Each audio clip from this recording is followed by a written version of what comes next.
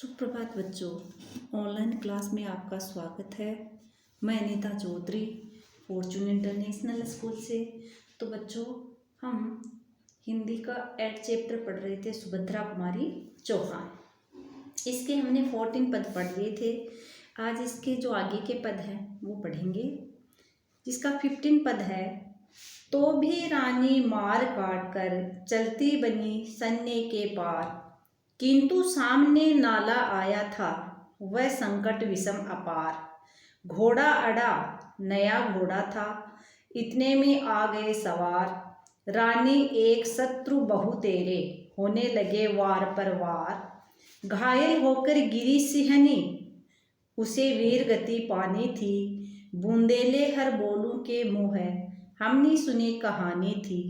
खूब लड़ी मर्दानी, वह तो झांसी वाली रानी थी। शब्दार्थ देखिए। सैन्य का अर्थ होता है सेना। संकट विपत्ति। अपार जिसको पार करना कठिन हो। अड़ा रुक गया। सवार घोड़े पर सवार सैनिक। बहु तेरे बहुत। सिंहनी शेरनिया वीर स्त्री।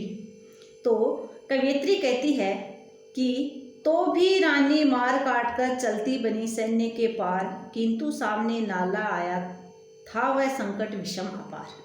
कवयित्री कहती है कि इस प्रकार आगे पीछे से अंग्रेजी सेना के द्वारा घेरे लिए जाने पर रानी मारकाट मचाती हुई शत्रु सेना के पार जाने लगी, किंतु दुर्भाग्यवश आगे नाला था, उसे पार करना बहुत मुश्किल था, कठिन था। यह संकट ऐसा था जिस पर पार पाना अत्यधिक कठिन था। घोड़ा अड़ा नया घोड़ा था, इतने में आ गए सवार। रानी एक शत्रु बहु तेरे, होने लगे वार पर वार। इस कारण घोड़ा नाला पार न करके अड़ गया। इसी बीच घोड़ा नाला पार न करके अड़ गया। क्यों? क्योंकि घोड़ा क्या था? नया था। इसी बीच शत्रु के बहुत से सैनिक आ गए। रानी उस समय अकेली ही थी और शत्रु के सैनिक बहुत थे। उन्होंने रानी पर वार करने शुरू कर दिए। घायल होकर गिरी सिंहनी, उसे वीर गति पानी थी। सिंहनी सी बहादुर रानी लक्ष्मीबाई घायल होकर गिर गई। अब वीर गति पाने के अतिरिक्त उसके सामने और कोई उपाय नहीं था। बूंदेले हर बोलू के मुँह है, हमने सुनी कहानी थी। खूब लड़ी मर्दानी, वह तो झांसी वाली रानी थी। कवयित्री कहती है कि ये हमने बुंदेले हर बोलू के मुख से सुना था कि वह मर्दानी झांसी की रानी अंग्रेजों से खूब लड़ी थी, खूब वीरतापूर्ण युद्ध किया था। आगे देखो। रानी गई सिधार, चिता अब उसकी दिव्य सवारी थी। मिला तेज से तेज, तेज की वह सच्ची अधिकारी थी। अभी उम्र कुल 23 की थी, मनुज नहीं अवतारी थी।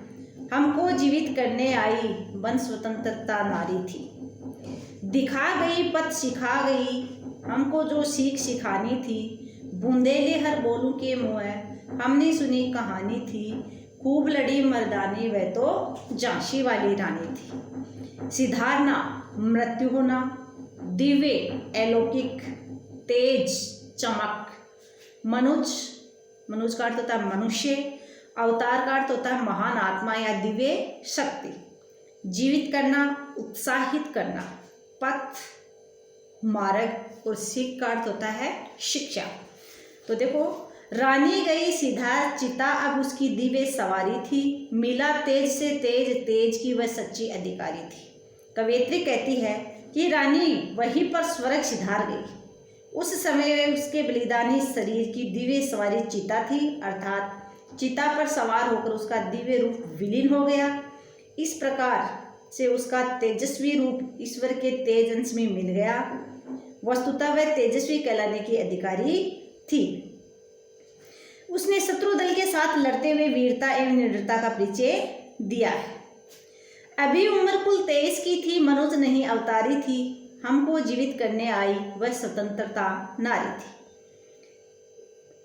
उस समय लक्ष्मीबाई की उम्र 23 वर्ष की थी। वह मानवीय नारी रूप में जैसे कोई अवतारी थी।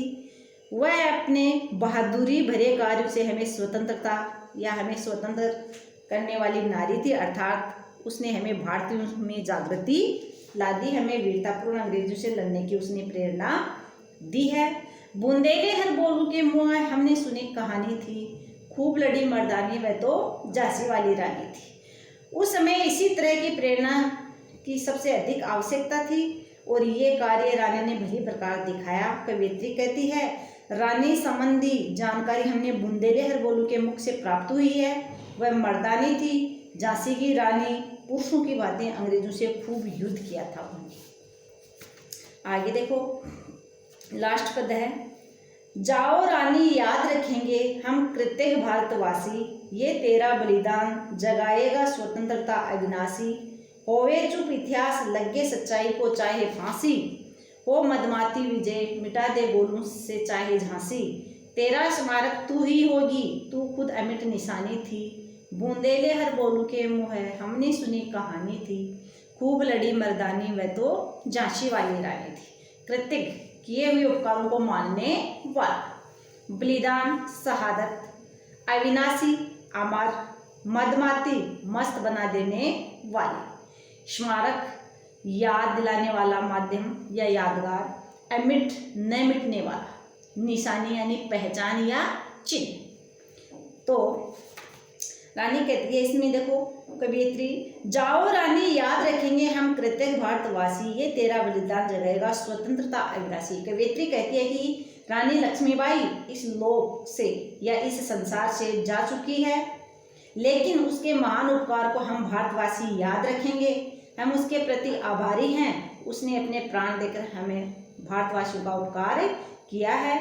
यह हो सकता है कि कभी इतिहास उसे वैसा महत्व न दे। होवे चुप इतिहास लगे सच्चाई को चाहे फांसी, हो मदमाती विजय मिटा दे गोलू से चाहे झांसी। भले ही सच्चाई को दबा दिया जाए और भले ही विजय प्राप्त करने वाले मद में चूर होकर ये सब कर बैठे, किंतु रानी के बलिदान की कथा कभी समाप्त नहीं होगी। अंग्रेज झांसी को गोलू से जड़ से समाप्त भले ही कर दे, किंतु भारतवासी रानी को याद रखेंगे। तेरा स्मारक तू ही होगी, तू खुद अमिट निशानी थी। रानी के कार्य स्वयं उसके स्मारक सिद्ध होंगे, उसको बुलाया नहीं जा सकेगा। कवियत्री कहती है कि बूंदेले हर बोलू के मुँह हमने सुनी कहानी थी, खूब लड़ी मर्दानी वह तो झांसी वाली रानी थी। कवियत्री कहती है कि हमने रानी के बारे में बूंदेले हर बोलू द्वारा गाए जाने वाले गीतों से जाना था। उनसे ज्ञात हुआ कि रानी बहुत मर्दानी थी, बहादुर थी, निडर थी और वह अपने शत्रु अंग्रेजों से बहादुर पुरुषों की तरह खूब युद्ध किया और युद्ध करते करते वो वीर गति को प्राप्त हो गई थी। तो बच्चों, आज हमारा ये चैप्टर है सुभद्रा कुमारी चौहान, जिन्होंने लक्ष्मीबाई के बारे में लिखा है। क्योंकि लक्ष्मीबाई क्या थी, एक नारी थी, लेकिन उन्होंने अंग्रेजों को भारत से भगाने के लिए उसे वीरतापूर्ण युद्ध किया और झांसी को बचाने का खूब प्रयास किया। ये कविता थी, इसको एक बार आप भी पढ़ेंगे इस व्याख्या को, और इसमें से व्याख्या आपके एग्जाम में पूछी जाएगी। धन्यवाद।